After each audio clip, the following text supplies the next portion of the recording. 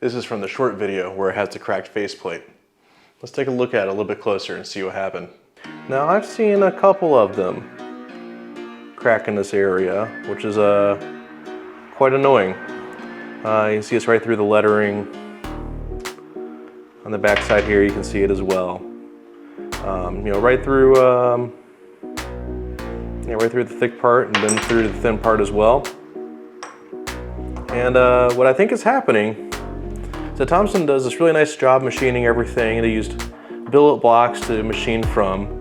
And they have this nice logo that looks really nice on here, but it's laser etched and it takes off all the anodization here, as well as the faceplate. And what I think this is actually doing, on top of this being the highest stress point of the arc as it's being pulled a little thinner here than anywhere else, but on top of it, I think just that this is weakening the aluminum, not necessarily right from the date of manufacture, but as it ages and microcorrosion can get in through the non-protected part of the aluminum here.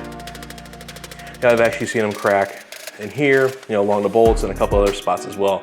I'm not really complaining about this stem. This stem is very old, probably a decade old between me and a couple other people riding on it. So like I said, really not complaining, but I really do believe that the failure can be somewhat attributed to the laser etching on the faceplate, as well as it just getting thinner and everything else. I'm trying to get a little bit of weight.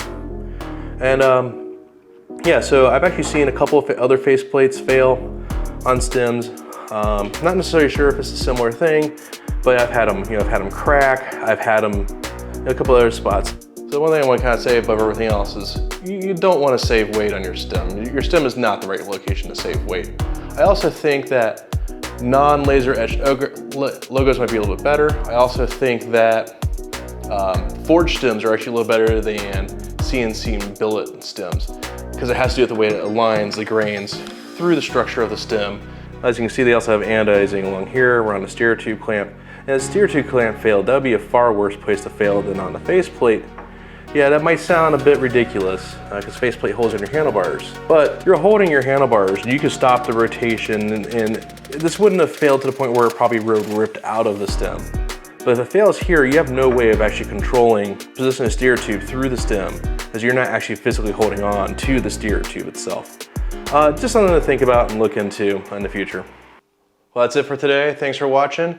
Hit subscribe and like if you like the video. If you want to see what's going on with this channel, I have a lot of other things coming up, from gravel to mountain bike, to a series I am calling A Fool's Errand, which is actually with my gravel bike and my touring bike, where I'm taking two bikes to try to make one. Until then, just ride.